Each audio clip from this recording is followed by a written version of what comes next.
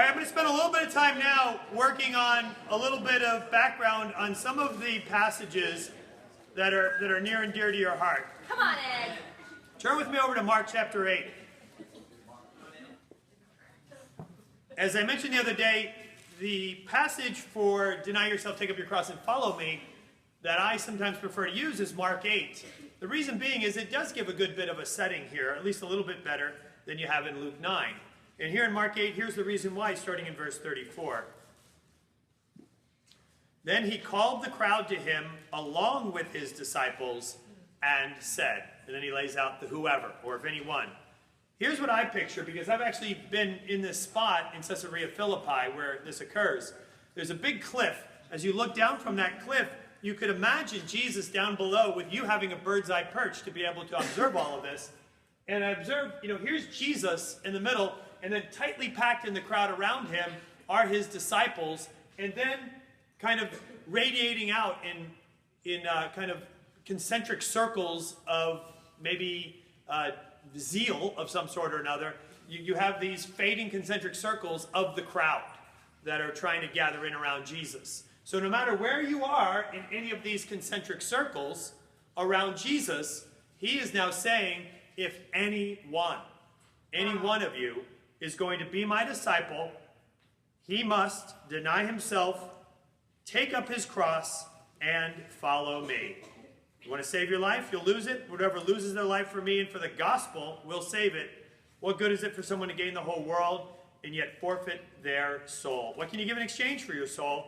If anyone is ashamed of me and my words in this adulterous and sinful generation, the Son of Man will be ashamed of them when he comes in his Father's glory with the holy angels. I'm going to do a little bit of overkill in a couple of these verses just to provide some helpful background. All I hope to do here is not to add to what it is that you might perhaps be doing in the Bible study, but just that your confidence in verses that end up being used quite often is that much richer and deeper as you head into those studies. Sometimes it might be helpful to include some of the information. A lot of times it won't. But otherwise, just simply knowing some more of the background ends up, I think, making us all the more zealous to be able to bring the clarity of these truths to people that God wants to hear it. So Jesus says, if anyone. So that means it doesn't matter who you are, red, purple, yellow, but especially whether you're a disciple or just somebody in the crowd or somebody that just happened to walk on by. If anyone in all of this wants to follow me, then there are the musts. And of course, the one that is the big one here is this idea of follow me. And we have a lot of different ways of understanding that word follow. It's just a silly meme. No, I'm not talking about Twitter. I literally want you to follow me. There's one passage in Mark, if you jump back to Mark chapter 2, where you're rather astounded that just uttering the words follow me could have such a huge effect. If you have a red letter Bible,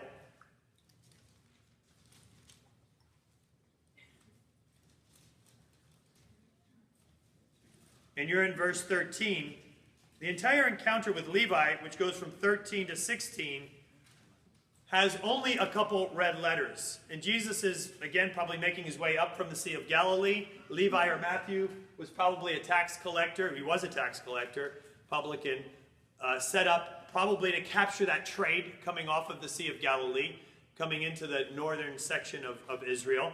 And again, on your red letter Bible, there are only two words in red in the entire interchange. Follow me. And yet, what is it that Levi does? Levi got up and followed him. He closed up shop and followed Jesus. Likewise, even when they're in the boat in the earlier passage, follow me immediately. They left their nets, left Dad, and they followed Jesus. Now, yes, they had some exposure to John the Baptist. Yes, they were anticipating a Messiah. Yes, there might have been some other circumstances. But even if there were not, in Levi's case, maybe there wasn't as much. The idea that one could simply change their life by hearing these two words is in the power of how technical these words were. And for some of you, you've heard some of this, but nonetheless, if you can kind of give your attention to this, it is always something that really does astound me. If you have access to the New Theological Dictionary of the New Testament, TDNT. I encourage any of you, by the way, to look it up as the one-volume abridged version. Sometimes it's called Little Kittle, because Kittle is the editor. And the little version is 1 volume, the big version is 10 volumes. The 10 volume is not going to be much more useful to you because it uses smaller words that don't necessarily have as much of a theological impact. And the words, when they're considered in their original context, it's all written in Greek. In the 1 volume, it's all written in English with transliteration for the Greek. So the 1 volume would be more useful to you. But that aside, akalatheo, as the word follow, occupies some dozen pages in that dictionary. You ever look up a Greek word in a dictionary and you're hoping you're going to gain some great insight, and it says nothing more than like the word in English? You're like, well, that was a waste. The Theological Dictionary will never have you come away feeling that. It will take that word and look it up, not only in the way that it was used in the Old Testament, in the Septuagint Greek translation of the Old Testament. It will then look at the Greek usage of that word in secular Greek. It'll then look at the usage of that word in the entire New Testament. And then it'll take that word and look at it in contemporaries of the New Testament, like Philo, who wrote in Greek, but yet was Jewish. And then one last thing, it'll then look at the early church and how the early church used that word in the Greek language. So you'll get plenty from that and hopefully be able to give you a great sense of the impact and even the breadth of meaning of that word. And then also maybe to give you a caution, not just to pick and choose what you think is your favorite kind of flavor of that word, but to allow context to always dictate. And you can't rip a context somewhere else and put it into this word. But no worries on this. Akalatheo, which is follow, would have had in that time, according to the Theological Dictionary of the New Testament, a variety of emphases. One is that you would be completely immersed in living with that master who called you. Secondly, that you would imitate his life as accurately as possible. And thirdly, you would then replicate not only his teachings, but his discipleship with others. In other words, you're learning what he taught so well that you could teach it yourself. And there are some jokes even as, and here's a classic scene of kind of a teacher walking around, a peripatetic teacher walking around, disciples following, trying to hang on to every word. If he leans down to get something, they lean down to get something. If he kind of hops over a stone of some sort rather than climbing over it, they'll try to do the same thing. But they'll try to imitate as closely as possible, really align themselves to understand this teacher all along the way. And thus there is this aspect of it. Now, when Jesus called these guys to follow him, they were understanding, including Matthew, the dreaded tax collector. He is calling me to upend my life, redo everything so that I can be with him step by step as close as possible. Then I'm going to imitate not only the way he lives, but the way he teaches and the words that he teaches. And then having an accurate imitation of all that, I'm then going to continue the imitation and do what he did to me. I'm going to replicate it to other people. So if you heard akalatheo, or follow me, in the first century, as Matthew or Levi did, this is exactly what you would have had in mind. And it's interesting that the word akalatheo is not used in our Bible with follow God, but it's always with following Jesus. And it's very much a technical term. And probably the best parallel that we could have today where someone could rearrange their whole life at one word like that is that word. You're walking down Peninsula Town Center or a mall, you go past a recruiter station, and there is a man looking at you in a uniform, and he says to you, young lady, enlist. You know in an instant everything that's involved with that word. Top to bottom. Any of you even work as a recruiter at any point in this? Probably you did, yeah? Yeah, no, as a recruiter in the military? Yeah, and if you just said enlist, they already know, probably. They already know. Maybe they don't know all the wrinkles of it, but I think you'd get the idea that, you know what, I was thinking about maybe going to Thomas Nelson next semester. No, you won't be doing that. Wow. I was thinking about maybe buying that car that I had my sights set. No, you won't be doing that either. But I had a timeshare, and I really thought that I could use the timeshare over the Bahamas later. No, you won't be doing that either. Your whole life is now turned over to this service if you're going to answer this call, modern version of akalatheo. And again, you will know that quickly. And perhaps that's why James and John, Peter and Andrew, and even Matthew, at one word, were able to rearrange everything that they had. I've joked about this, but when we would watch the visual Bible when it came out back on VCR, and Zach and Chase were little kids, they loved this scene here, where Jesus would come up to Matthew, and they have to depict it somehow in the movie, that he's able to get Matthew to change his whole life with just 2 red-letter words. Again, in the movie, they've got to have it, because it's a word-for-word visual Bible, and he just says, follow me. So the guy who plays Jesus just looks super intense at this moment. And he just comes up to Matthew, he's there, and he's just so earnest and so compelling, and just peering through his soul with his eyes. He just says, follow me. And so we all love that. We always, so we would always go around the house like imitating that and doing it to one another, and Zach and Chase, as they're little kids, they'd come up to one of us or to one another and be like, follow me. Whoa, follow me. Because we thought maybe it was in the way that he said it. It doesn't matter the way a recruiter says enlist. You say it high pitch, low pitch, inflection up, inflection down, it doesn't matter. You hear that word, whoa, wait, hey, wait, I'm just walking through the mall here. I'm not looking to rearrange my life, all right? I just need some underwear. That's all. That's all that's going on. I just want to get it and go home. It's embarrassing enough, and now here I've said it out loud. What is going on? But that's very helpful, even if you do a study of discipleship or a study of righteousness, to know that the expectation of following Jesus, especially as you see it in Luke 9, as you see it in Mark 1, as you see it in Mark 8, in all of those situations, it's always this, that you're going to completely rearrange your life. You're going to imitate Jesus as best you can, given your life setting. You're going to learn his teaching so well that you can teach it to others, and then you're going to teach it to others and help as many know it as possible. Otherwise, you're not following Jesus. You heard the call, you claim to heed the call, but if you do, then all of that needs to be part of it. Come on. Well, then there's the other aspect of Mark 8. What does it mean to take up the cross? We actually had this passage on the peninsula this morning. Maybe you had it down here as well, in counting the costs. But oftentimes we water down the phrase as it's just a burden that we have. It's just my cross to bear. Interestingly, this is really interesting, is that for the people that heard this, most of them resided between Bethsaida, which is where the Sermon on the Mount was, Chorazin, Capernaum. Jesus' adult ministry was mainly in Capernaum.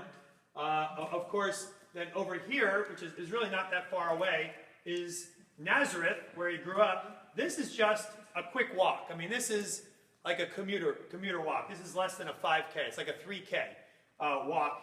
This was a commuter town, Nazareth was, to Sepphoris. Cana, where he did many of his, we did his first miracle. Nain, where the widow of Nain was. All of these should be familiar place names, except one, Sepphoris. It's just not in our Bible. But historically, it's very significant. It's probably one of the biggest cities out of all of these. Nazareth was just a sleepy little town, and if you're a builder, you're not going to have too many building projects available to you after you take care of the 12 families that live there. But this huge city that was being built as a Roman garrison for the military and troops and for other purposes of trade, that, however, is a different story. Most of the people in Nazareth commuted into Sepphoris because that's where they worked, including Jesus, including Joseph, is likely the case. And when you visit Israel, if you want to have the best chance of knowing that you walked in Jesus' steps, this is where you go. Because the stones from the first century in Sepphoris are still there in place. Wow. And the entrance to the city, those stones are still there. And you walk in, you realize, this is where Jesus commuted to every day. Wow. You know, from probably the age of 13, 14, up until the age of 30, this is where he went every day. How cool is this? I'm stepping where Jesus stepped. But that's a side note. But as we key in on Sepphoris, it's also important because Josephus, who is the definitive Roman historian of Jewish ancestry who wrote about this region, and wrote about this region during the time of Jesus and before the time of Jesus, writes about an uprising that came about against Sepphoris. I'm just showing the towns that I just showed you a minute ago. I'm going to get through these slides. And during this uprising, the Jews almost took down Sepphoris, but reinforcements came from the Roman legions. They put down the uprising. Thousands of the young Jewish men were killed, but 2,000 were saved and killed on crosses. These crosses were up and down the Roman roads. Josephus says, in some cases, 3 or 4 deep, because there were that many thousands of crosses on the road. A book called Crucifixion by Hengel talks about 2 different types of crosses, a higher cross and a lower cross. The higher cross is probably what Jesus was on. It would have been, much higher than, let's say, 8 feet or so. We know that he was on that height of a cross because when they wanted to give him something to drink, they had to stick it on a hyssop branch to be able to reach up to him with that reed for him to be able to reach it to his mouth. So obviously he was beyond arm's reach on that cross. That's the typical type of cross you'd put on a hill. Golgotha being a hill, that makes sense that Jesus was on that cross. But if you're on a cross on a roadside, the Romans didn't use high crosses there. They used crosses that were right at ground level. So that as you walk by, you are walking by eye to eye with these thousands of young men who were being tortured on these crosses. And you walked by, and again, these are shown as high crosses here, but they would have, in fact, according to the study on this book on crucifixion, you would have been walking by eye level with probably the guys that you looked up to. Because the Romans supposedly chose them for their leadership and their valor, and as impressive as they could have been, only to humiliate them and throw them on the crosses. And why? Because they were billboards for the Romans. They were billboards that basically said, you think you want to be a revolutionary? You've got that little bit of zeal in your heart? This will happen to you. And they used it to cause their hearts to melt. And it's how the Romans were able to keep order.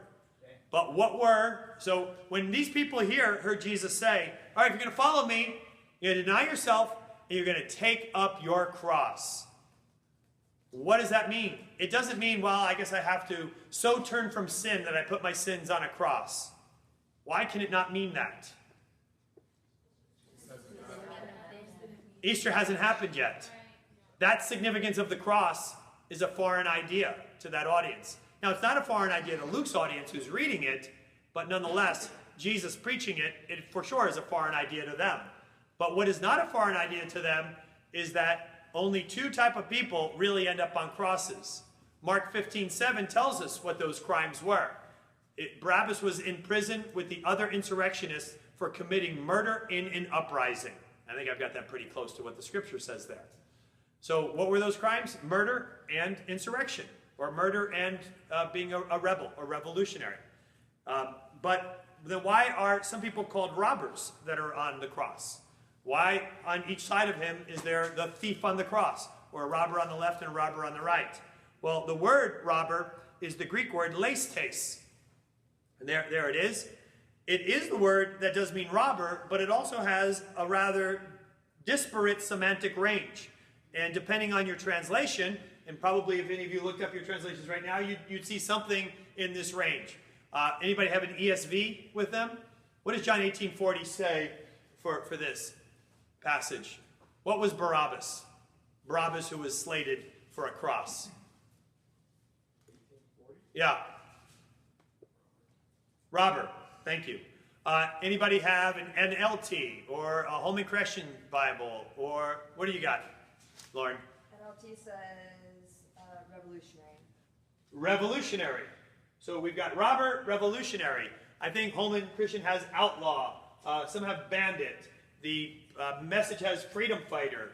Others have rebel. What does the NIV have? 1840. I think taking part in a rebellion or something like that. Uprising. Yeah. Taking part in an uprising. Revolutionary activity, though. So why this word that can have such a big gap? Well, the big gap exists because it depends on what side of the fight you're on. When the Egyptian uprising occurred during the Arab Spring of just a couple years ago, the people that were in the streets rebelling against the regime were called thugs. I don't know if you guys remember that from the news reports. That was their kind of slanderous term. But now, among the people, that became a badge of honor. Saying, that's right, we're thugs. But to them, thug meant freedom fighter. But to the Egyptian regime, thug meant outlaw. It meant not an idealist fighting for freedom, but just someone who's trying to disturb the peace. And so one man's freedom fighter is another man's terrorist. And it's the same idea today. Let's say Northern Ireland, 20 years ago, Sinn Féin, one man's terrorist was another man's freedom fighter. And the word leistes has got that exact same flavor to it. From one side, you're a terrorist if you're a Roman. If you're a Jew, he's a freedom fighter. So that's why Barabbas, in one case, is viewed as a freedom fighter. In another case, he's viewed as a terrorist or a bandit or a robber. To them, robber was the word that meant you have no ideals. You're just out for personal gain, or you're just out there because you actually have no morals as you go about it. And robber was a word that connoted that. And that's the big difference. But now, so they weren't on the cross because they were robbers. They were on the cross because they had taken part in a revolution. And so what Jesus is calling everybody to in Mark 8, whether you're in the outer concentric circle or the inner concentric circle, if you're going to follow me, then you are going to be a revolutionary seeking to change the world. And anyone who does not carry his cross and follow me cannot be my disciple, cannot be a Christian, according to Luke 14:27. Wow. That's a big deal.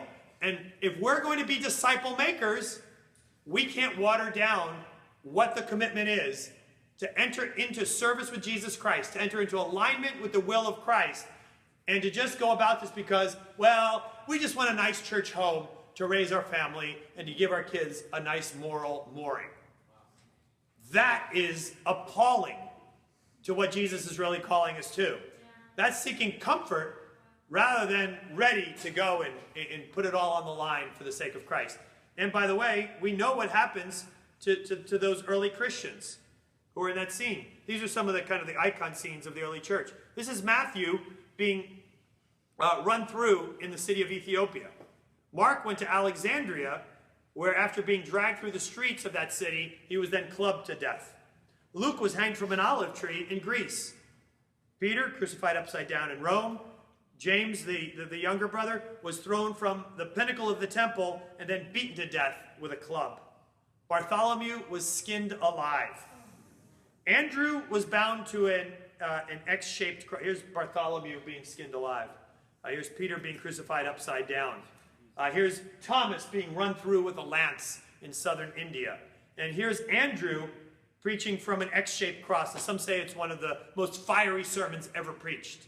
And his was a rather lengthy crucifixion because he wasn't as severely scourged ahead of time. And a lot of times, the Romans are fine to let somebody be on a cross for a long time because the billboard lasts longer. And Andrew's was much longer. And just as a side note, Andrew became the patron saint of Scotland. And the European flags all have crosses on them. Most of them do. If you think about the Scandinavian countries or even England, is just a white background and a red cross. However, Scotland is the only one that has a cross like this. And why is it? Because Andrew is their patron saint. And then when Scotland and England combined to make Great Britain, or the UK rather, they combined their two flags. And that's why you have a cross like this and then another cross like this superimposed over one another. But both of them have to do not only with the cross of Christ, but with the cross of a disciple of Christ as well. So, not that anybody actually regards it that way any longer. But with all that radical emphasis that is given to us really clearly from the scriptures, Luke 14:27, no matter whether you're a disciple or whether you're a casual member of the crowd, this is not discipleship 405. This is Christianity 101. Anyone who does not take up his cross and akalatheo cannot be a Christian. Boom. And we need to bring that with all that we've got to help people, especially people who are not convicted of living righteously. And by the way, we need to share not only the gospel, but our lives as well. One of the things that's very convicting to me is when I'm in India, and I get to go there maybe every other year. And one of the things, of course, you always ask is, okay, what does this Bible studies look like for you guys? And they go through different things that they do up front to help people get to know Jesus. And I was like, well, what do you do with like persecution and discipleship, things like that? That was very convicting. Because we were at a table with maybe 4 or 5 couples. One of them, shy Jews, who spent some time in prison. And I said, well, what do you do during the discipleship study? Well, that's a study where we try to have a lot of people come. And I was like, oh yeah, so do we. And he goes, yeah, because it's helpful. Because then during the study, when you talk about taking up your cross and the persecution that you might endure, then each of us can kind of like show our stitches and our scars and all that we've endured. And so do we. Oh no, yeah. Oh. Wow, that's impressive. But it's the real deal, and that is exactly what they face. And even when I went out evangelizing with them, I went to the spot where they were imprisoned. And I saw it in their eyes because I was with Prius and with Shy Juice, the 2 guys that went to prison, and they did not want to go back there. I'm just an ignorant American. You just think, oh, it's fine, we're just sharing the gospel. Plus, I'm an American. Nobody can touch me. I'm an American. And they're like, no, seriously. Like, we really do need to take care because there's serious blowback, especially with the new regime that's come in, and it's really bolstered Hindu persecution. And I was like, wow, these guys face stuff I can't even begin to imagine. But whether we do or we don't, our reputation will actually be on the line. And if we're really on the edge, there really will be blowback. And we need to be on the edge. And we need to call other people likewise to be on the edge and not to make Christianity something that looks more like a book of the month coffee club. Right. Luke 9:57-62 is a great passage that speaks about the idea of following. And I just want to target in on one part of that. Go ahead and turn over there. I'll read it quickly. Come on, Ed. This is after Jesus has already appointed the apostles. He does that back in chapter 8 or so, I think. 7, somewhere in there. But now, well after having appointed them, in verse 57, we have the concept of follow really expanded. As they were walking down the road, a man said to him, I will akalatheo you wherever you go. Jesus replied, foxes have dens, birds of the air have nests, Son of Man has no place to lay his head. Kind of like, really? I'm homeless. So are you really going to akalatheo? That means imitate me in every single way. That means rearrange your life, no matter what the discomfort. And you're going to do that and learn what I have to teach, and then you're going to help other people to get to that very same place. And as you hear that, you might say, well, does that mean that I need to become homeless? No, I think what it means is, if Jesus had your life, what would that look like? If Jesus went to your class, if Jesus walked around your neighborhood, if Jesus lived in your home, and if Jesus was in your workplace, what would that look like? Because it should look exactly like that. We are to teach everything, we are to obey everything that he taught. And maybe what if Paul sat in your class? What if Paul was in the lunchroom with you? What if Paul walked around your neighborhood? Because Paul obeyed everything that he taught, and as he made disciples, he would have taught them to obey everything that Jesus taught him as well. Those are pretty good barometers, but my goodness, if we're really going to be disciple makers, it can't be anything less than that. Yeah. Nor can we be anything less than that. We can only be disciple makers if we're disciples first. So the next guy comes up to him, and this is a very telling situation because you have Jewish inclusio. It's a rhetorical device that happens here. He says to another man, follow me. That's the command. And then there's an excuse. Lord, first let me go and bury my father. Then Jesus addresses the excuse and restates the command. So command, excuse addressed, command restated. You see the symmetry of that? Kind of like A, B, B, A. Follow me, command. Let me go bury my father. Excuse. Let the dead bury their own dead. Excuse addressed. You go and proclaim the kingdom of God. So if we were to look at this pattern, which is sometimes called keyism, A, B, B, A, well, I just shared this. Follow me, excuse offered, excuse dismissed, and then the command restated, go and proclaim the kingdom of God. Why is this valuable? Because if you want to be able to interpret the passage, you don't interpret A with B, you interpret A with A. And how does A help to expand the understanding of A? Well, what is then clearly part of following Jesus, according to this rhetorical pattern that Jesus sets up? Is to go and proclaim the kingdom.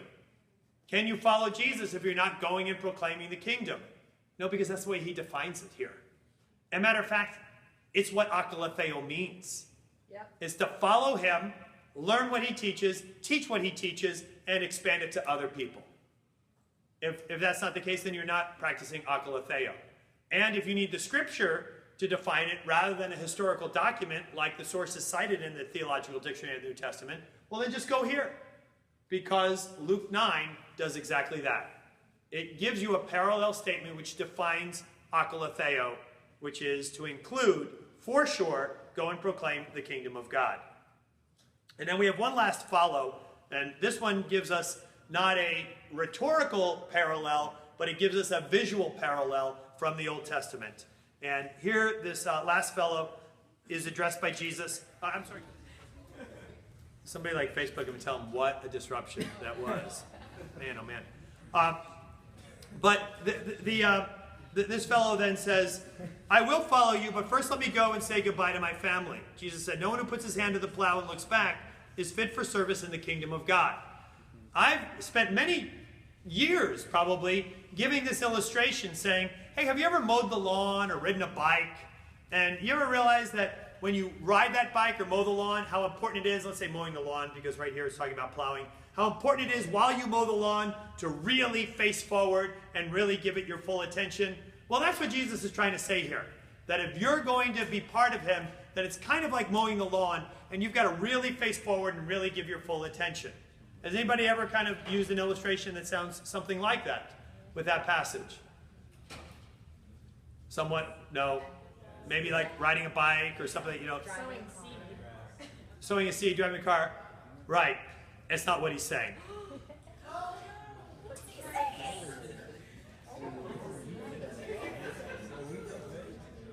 So let me get past this because that's the old one. This statement of 61 and 62 to a Jewish audience would not have been missed. Micah mentioned it, I think, our first night. But it would not have been missed on an early first century audience. Because they knew their Old Testament, and even Luke writing this would have recognized, you know what? Everybody's going to know what I'm talking about here. Because to them, that's all, you know, we quote movie lines. They quote the Bible. I mean, even just a minute ago, what did you say? Something about, I don't know, some line. What would you use? With the Puss in Boots line from I don't know. Break it down. Right? Yes. So, yeah, Antonio Banderas, you know, I think does a, you know, break it down, you know, always do something. Oh no, that was the Elves. Anyway, whatever's going on. But in the movie that happens. But it's amazing how, you know, you can just kind of just casually say a simple line of one sort, and we know it right away. That would have been the experience of the audience reading this. When they heard, I will follow you, but first let me go and say goodbye to my family. Does that in any way strike a familiar chord with anybody in a Old Testament story? Elisha and Elijah. Yeah. And it's in 1 Kings 19 to 21. There it says, Elijah went there, found Elisha, son of Shaphat. He was plowing with 12. Now listen to this really carefully, please. He was plowing with 12 yoke of oxen. He himself was driving the 12th pair. Rich guy. Elijah went up to him, threw his cloak around him. Elisha then left his oxen and ran after Elijah. And listen to what he says. I will come follow you, but let me go and kiss my father and mother goodbye. Sound familiar? Well, this is exactly what I think Luke is trying to pull out and what Jesus is encountering here. And here's what's interesting, is Elijah says, go back. What's that to me, in a sense? It's an idiom, meaning, what have I done to you? But that's not a good way of putting it. It's kind of like, what's that between you and me? You know, go ahead and take care of that. But now when he goes back, Elisha left him, went back, and look at what it means for him to put his hand to the ox, or put his hand to the plow. He took the yoke of ox with the plow and took the oxen and slaughtered them. Then he burned the plowing equipment to cook the meat, gave it to the people, and they ate. Then he set out and he followed Elijah and became his servant. So when Jesus says, when you put your hand to the plow, it better be to have a bonfire. Wow, It better be that you are burning the boats like Cortez, ready to go triumph because there's no back door. Wow. That's what's in view here. Not, hey, steady as she goes. Don't want to have a little gap in my lawn mowing here. It's such a lame illustration that I used for a year. Whoa! Here's a streak of grass that's a little bit longer back there. Oh, woe is me. No. Take the gas in that lawnmower, take it out, put it all over the lawnmower, put it all over the rest of your stuff, light a match, and have a bonfire. And then leave that stuff behind. Forget about your stupid lawn. You're going to go change the world with Jesus Christ. That's what's in view here. Something super radical. And here's something even more profound, is that in Luke, he also says that John the Baptist is the greatest of all the prophets before him. He's the greatest of all that have come. But you who are being called now by Jesus, you're greater than John the Baptist.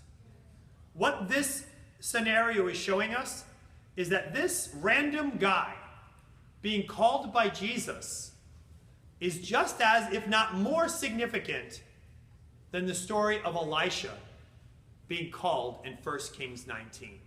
Wow.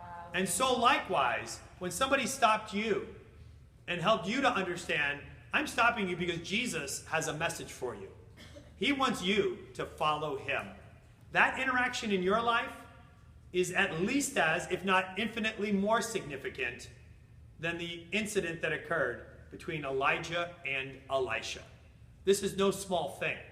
What you just got called to do in following Jesus is cosmic, epic, of the greatest proportions. You have a life of significance, and you're going to be used by God to change the world. He's going to put his spirit inside of you, something that Elisha and Elijah could only have dreamed of. And only through you are the promises made to them complete. And they're part of that great cloud of witnesses now, seeing you called, you burning your plow, and you heading out with the Holy Spirit flowing within you to go and change the world. And they're like, check it out. Look at him go. You go get, man, look at this. They get to do it with the Holy Spirit residing within them. Watch their smoke.